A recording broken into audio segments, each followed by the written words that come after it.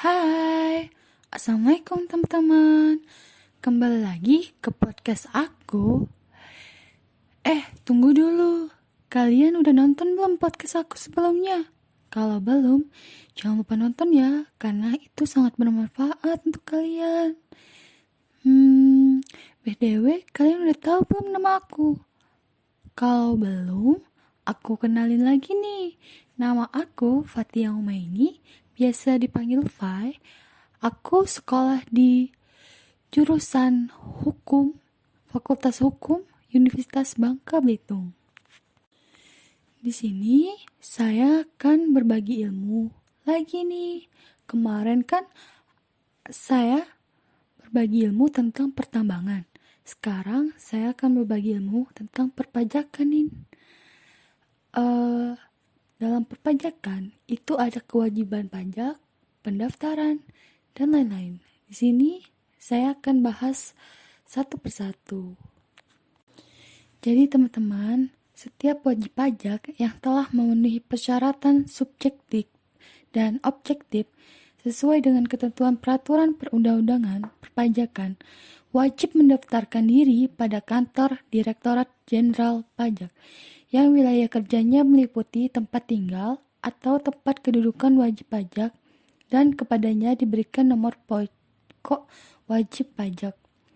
Nomor pokok wajib pajak sebagaimana dimaksud pada ayat 1 bagi wajib pajak orang pribadi yang merupakan penduduk Indonesia menggunakan nomor induk kependudukan.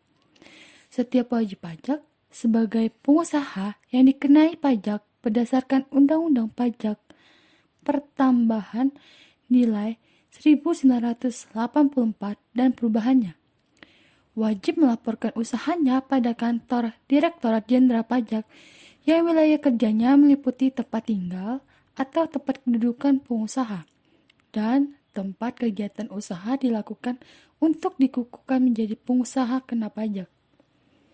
Direktur Jenderal Pajak dapat menetapkan ada dua nih, teman-teman. Yang pertama, tempat pendaftaran dan atau tempat pelaporan usaha selain yang ditetapkan pada ayat 1 dan ayat 2.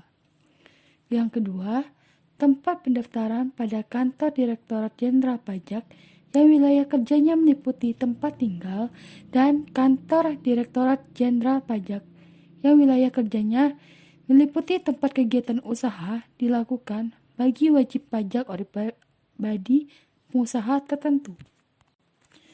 Direktur Jenderal Pajak menerbitkan nomor pokok wajib pajak dan atau mengukuhkan pengusaha kena pajak secara jabatan apabila wajib pajak atau pengusaha kena pajak tidak melaksanakan kewajibannya.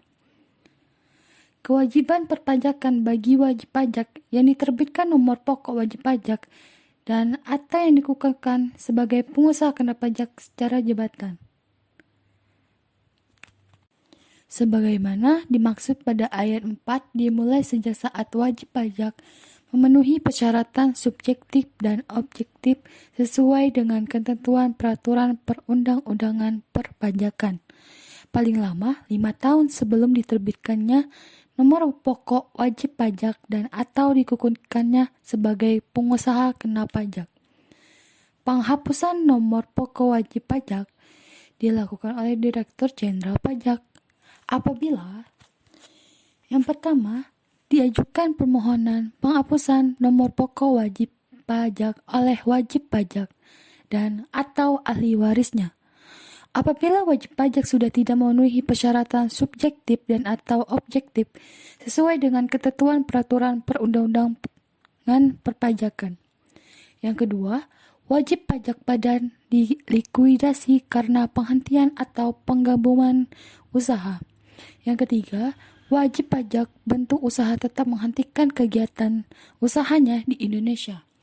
Yang keempat, dianggap perlu oleh Direktur Jenderal Pajak untuk menghapuskan nomor pokok wajib pajak dari wajib pajak yang sudah tidak memenuhi persyaratan subjektif dan atau objektif sesuai dengan ketentuan peraturan perundang-undangan perpajakan. Direktur Jenderal Pajak setelah melakukan pemeriksaan harus memberikan keputusan atas permohonan penghapusan nomor pokok wajib pajak dalam jangka waktu 6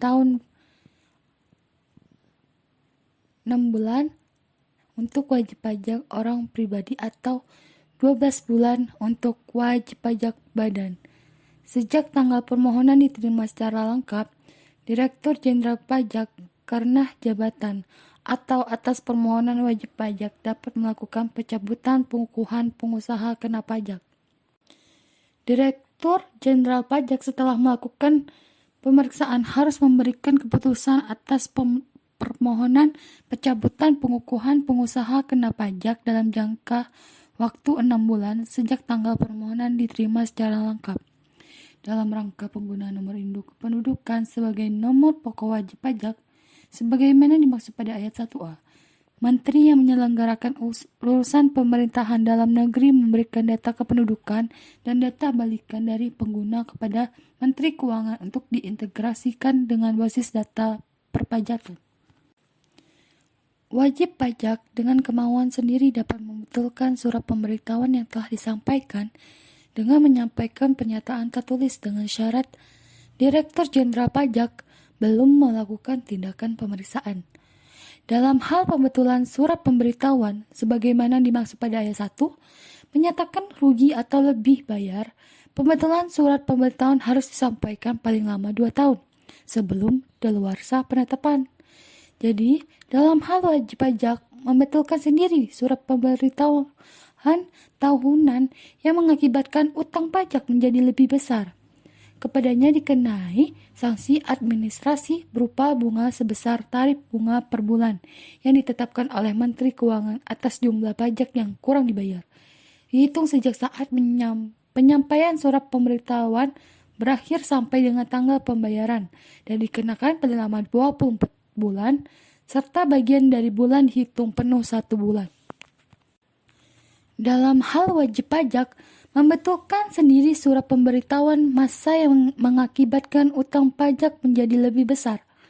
Kepadanya dikenai sanksi administrasi berupa bunga sebesar tarif bunga per bulan yang ditetapkan oleh Menteri Keuangan atas jumlah pajak yang kurang dibayar.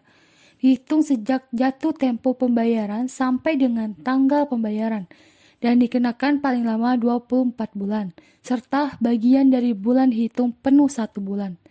Tarif bunga per bulan yang ditetapkan oleh Menteri Keuangan sebagaimana dimaksud pada ayat 2 dan ayat 2A dihitung berdasarkan suku bunga acuan ditambah 5% dan dibagi 12 yang berlaku pada tanggal dimulainya perhitungan sanksi. Walaupun telah dilakukan tindakan pemeriksaan bukti permulaan, wajib pajak dengan kemauan sendiri dapat mengungkapkan dengan pernyataan tertulis mengenai ketidakbenaran perbuatannya, yaitu sebagai berikut. Ada 2 nih teman-teman, yaitu pertama, tidak menyampaikan surat pemberitahuan. Yang kedua, menyampaikan surat pemberitahuan yang isinya tidak benar atau tidak lengkap atau melampirkan keterangan yang isinya tidak benar. Ingat ya teman-teman, jangan lupa. Itu harus diingat dan harus dilakukan supaya tidak jadi ketidakbenaran. Nah, yang tadi itu termasuk sebagaimana dimaksud dalam pasal 38 atau pasal 39 ayat 1 huruf C dan huruf D. Sepanjang mulainya penyidikan belum diberitahukan kepada penuntut umum melalui penyidik pejabat polisi negara Republik Indonesia. Pengungkapan ketidakbenaran perbuatan sebagaimana dimaksud pada ayat 3 disertai pelunasan kekurangan pembayaran jumlah pajak yang sebenarnya terutang beserta sanksi administrasi berupa denda sebesar 100% dari jumlah pajak yang kurang dibayar.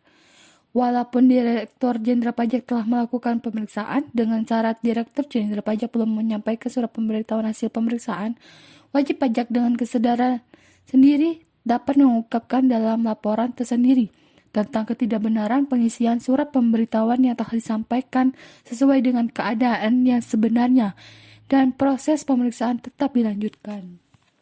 Pajak yang kurang dibayar yang timbul sebagai akibat dari pengungkapan ketidakbenaran pengisian surat pemberitahuan sebagaimana dimaksud pada ayat 4 harus dilunasi oleh wajib pajak sebelum laporan tersendiri disampaikan beserta sanksi administratif